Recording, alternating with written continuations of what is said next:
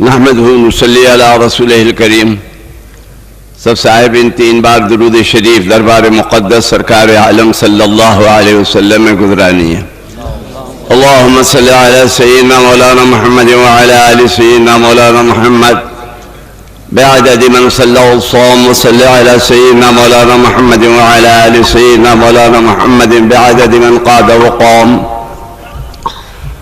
اللهم صل على سيدنا مولانا محمد وعلى آل سيدنا مولانا محمد كلما ذكره الذاكرون وكلما غفل عن ذكره الغافلون وسلم تسليما كثيرا كثيرا. وأعوذ بالله من الشيطان الرجيم. بسم الله الرحمن الرحيم.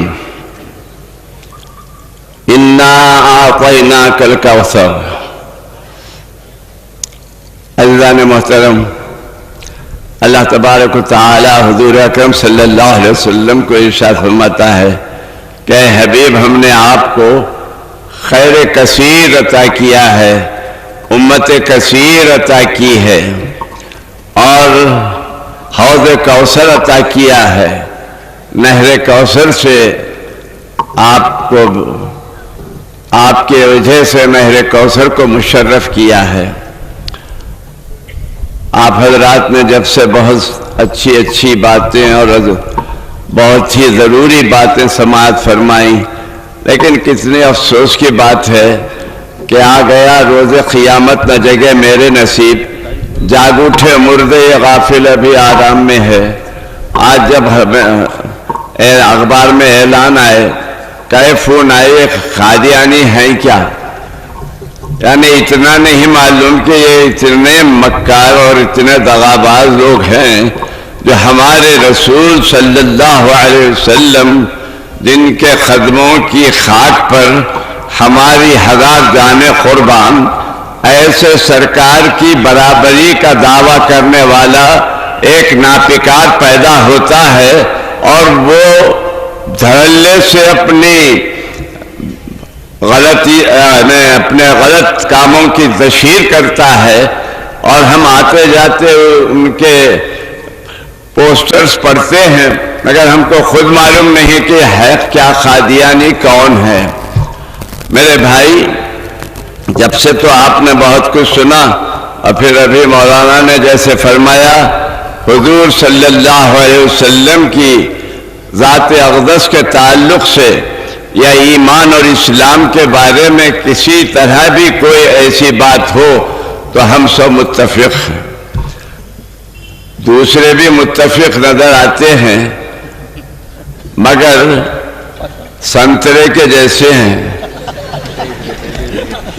چھلکا چھلتے ہی سب الگ الگ، اور ہم خربوزے کے جیسے ہیں، باہر سے الگ الگ دکھتے ہیں مگر جب چھلکا چھلتے ہیں تو ایک ہیں. کیونکہ ہمارا اللہ ایک ہے، رسول ایک ہے، دین ایک ہے، قرآن ایک ہے، قبلہ ایک ہے، سب چیزیں ایک ہیں. میرے بھائی، اس لیے دشمنوں کو اچھا نہیں دکھ رہا ہے کہ ہم ایک ہیں، اور جو لوگ یہ چاہ رہے ہیں کہ وہ ہم کو منتشر کریں. تو میرے بھائی، کبھی ان کے مکاریوں میں نہیں آنا. آج ان سے ہماری 60 سال سے لڑائی چل رہی ہے مسلسل. آپ کو معلوم ہونا چاہیے کہ ہمارے ابتدائی سے ان لوگوں سے ہماری جھڑپ اچھی خاصی ہے، اور ہم بھی ان کے تعلق سے جہاں موقع ملا کہتے ہیں، مگر کیا کریں، بے غیرتوں کو کچھ عقل رہی، کچھ شرم رہی. ایک بات سرکار نے فرمایا، حیا چھوڑ دے پھر جو چاہے کر لے. تو میرے عزیز بھائیوں، یہ مذہبی عجیب و غریب ہے. آپ کو سن کے حیرت ہوگی کہ غلام احمد قادیانی کہتا ہے کہ ان کو حیض بھی آتا ہے جی. اور اب میں کیا بولوں، اللہ میاں خود ان سے مباشرت کیے تو ان کو حمل بھی ہوا، اور حمل ہونے کے بعد یہ خود پیدا ہوئے. اب کس کو حمل ہوا ہوگا جی؟ اب آپ غور کیجئے، بالکل ایسا معلوم ہوتا ہے کہ ایک پاگل ہے جو کچھ چوچ میں آیا بک رہا ہے، اور اس پر اتنا افسوس نہیں ہے، ماننے والوں پر افسوس ہے۔ میرے بھائی، آپ کو یہ معلوم ہونا چاہیے کہ رضاعت شریف کو پیشاب بہت آتا تھا، منٹ کو جاتے تھے، تو اب کب تک ڈھیلے لاتے رہیں گے، لے جاتے رہیں گے؟ تو ان کے ایک جیب میں چھوٹے چھوٹے ڈھیلے رکھتے تھے، اور دوسرے ڈھیل، اور گڑ بھی بہت خوشی سے کھاتے تھے، تو دوسرے جیب میں گڑ کی ڈلیاں رکھتے تھے۔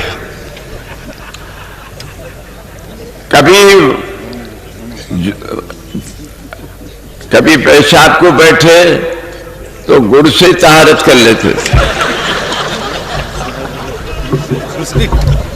اور کبھی بے خودی میں ڈھیلا منہ میں لے کے گڑ سمجھ کے چوستے رہتے تھے۔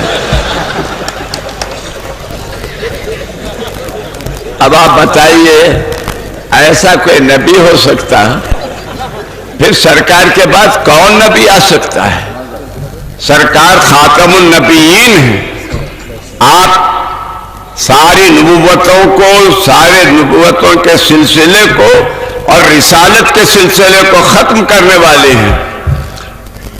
حضرت صلی اللہ علیہ وسلم فرماتے ہیں کہ اگر میرے بعد کوئی نبی ہوتا تو عمر نبی ہوتے، مگر میرے بعد کوئی نبی نہیں ہے، اس لیے عمر بھی نبی نہیں ہے۔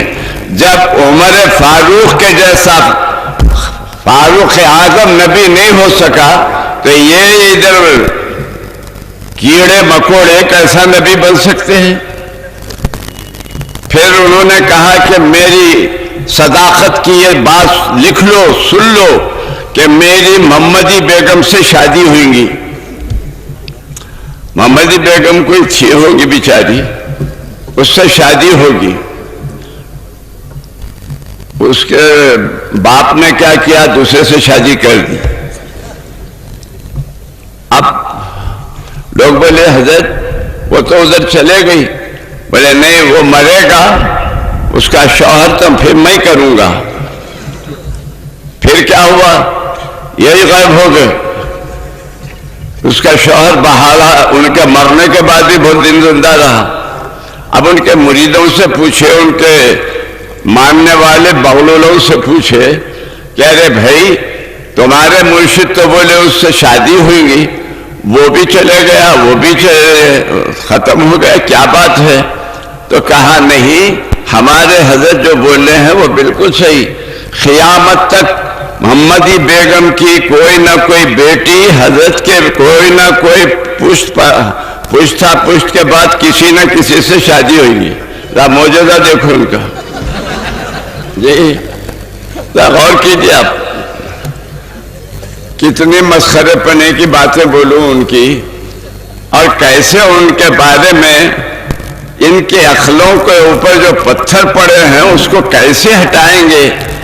اسی لیے یہ جلسہ اس لیے ہی نہیں رکھیں کہ ان کے ساری باتیں بیان کریں، ہم ان کے ماننے والوں سے بھی ہمدردی رکھتے ہیں کہ وہ توبہ کریں، آ جائیں، اور جیسا کہ ہم اس سے پہلے اعلان ہوا، ہم تم کو آج بھی گلے لگانے کے لیے تیار ہیں، مگر اگر تم اسی حال میں مر گئے تو پھر تمہارے لیے دنیا کچھ مل جائے گی مگر آخرت پوری کی پوری برباد ہو جائے گی۔ یہ مذہب جو ہے یہ کوئی مذہب نہیں ہے، یہ انگریزوں کی پالی ہوئی نسل ہے اور انگریزوں کی ناجائز اولاد ہے، اور یہ انگریزوں کی جو ناجائز اولاد ہے وہ مسلمانوں میں انتشار پیدا کرنا چاہتی ہے۔ تو میرے عزیز بھائیوں، یہ اپنے آپ کو مسلمان ظاہر کرتے ہیں مگر حقیقت میں مسلمان نہیں، اور یہ ہم کو بھی مسلمان نہیں مانتے، اور ہم کو نہ ماننا بہت اچھا ہے۔ ہم تمہارے ماننے سے مسلمان نہیں، تمہاری تصدیق کی ہم کو ضرورت نہیں، ہم اللہ کے فضل سے اس اسلام پر قائم ہیں، جس اسلام کے بارے میں اللہ تعالیٰ فرماتا ہے وَإِذَا قِيلَ لَهُمْ آمِنُوا كَمَا آمَنَ النَّاسُ قَالُوا أَنُؤْمِنُ كَمَا آمَنَ السُّفَهَاءُ، تو وہ لوگ، اللہ تعالیٰ فرماتا ہے جیسے صحابہ ایمان لائے ہیں ویسے تم بھی ایمان لاؤ، ہم ویسے ہی ایماندار لوگ ہیں۔ تو میرے بھائیوں، یہ ایک وقت ان کو کسی فائل پہ اللہ میاں سے دستخط لینے گئے، غور کیجیے آپ، تو اللہ میاں کا قلم نہیں چلا کرتے، تو جھٹکے، تو صبح کو اٹھے تو ان کے کپڑوں پہ اللہ میاں کے قلم کی سیاہی پڑی ہوئی تھی، اور لوگ بالکل صحیح، بالکل صحیح۔ اللہ تعالیٰ رحم فرمائے، اور ہمارے بھولے بھالے مسلمان گاؤں میں چند ٹکروں کو دیکھ کر پھسل جا رہے ہیں۔ ابھی میں گیا تھا اڑیسہ، وہاں برہمپور میں پروگرام تھا، وہاں معلوم ہوا کہ وہاں ایک بستی کے 3000 مسلمان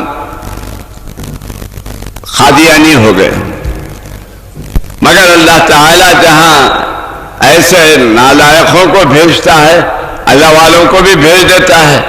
تو بعض اللہ والے جو وہاں گئے جماعت کے لوگ، تو وہاں انہوں نے جو محنت کی وہ 3000 کے 3000 واپس آ گئے۔ تو میرے عزیز دوستو، ہم لوگوں کو چاہیے کہ محلے میں دیکھیں اور ان سے بائیکاٹ کریں۔ آپ بتائیے کہ ہمارے رسول صلی اللہ علیہ وسلم کی برابری کا دعویٰ کرنے والا کیسا مسلمان رہ سکتا ہے؟ تو میں زیادہ وقت اس لیے بھی نہیں لیتا کہ آپ بہت دیر سے بیٹھے ہیں، اپنی بات تو چلتے ہی رہتی ہے، تو اس لیے میں آپ حضرات سے گزارش کروں گا کہ اپنے اپنے محلوں میں ان لوگوں کے کسی جلسے کو ہونے نہیں دینا، اور اپنے بچوں کو ان سے بچانا۔ آج کل مختلف الخیال لوگ اپنے اپنے مدرسے کھول کر یہ ثابت کرنا چاہ رہے ہیں اور بچوں کو بھٹکا رہے ہیں۔ تو میرے عزیز دوستو، ہم کو پہلے سوچنا چاہیے کہ ہم عیسائی مشنری اسکولوں میں چلے آتے ہیں اور بچے جو ہے سب کچھ ہوتے ہیں مگر مسلمان نہیں رہتے، نہ عیسائی رہتے نہ مسلمان رہتے۔ تو اس لیے ہمارے بھائیوں سے گزارش ہے کہ اپنے بچوں کی حفاظت کریں اور دین کی حفاظت کریں۔ اسلام کی حفاظت تو اللہ کر رہا ہے۔ ایک واقعہ آپ کے سامنے رکھتا ہوں۔ ضیاء الحق جبکہ زندہ تھے، پاکستان کے صدر صاحب مولانا علی میاں مدینہ شریف کو گئے تھے، یعنی حج کے لیے گئے تھے یا کسی کانفرنس کے لیے، تو مدینہ شریف میں وہ وہاں آرام کیے تو خواب میں رسول اکرم صلی اللہ علیہ وسلم تشریف لائے اور آ کر فرمایا کہ تم نے ہماری حفاظت کے لیے کیا کیا ہے، تم نے ہماری حفاظت کا کیا اہتمام کیا ہے۔ تو اب یہ نیند میں سے اٹھے، یوں تو سرکار کی حفاظت کی کیا ضرورت، مگر بتانا یہ تھا کہ ایمان کی حفاظت کے لیے کیا کیا ہے۔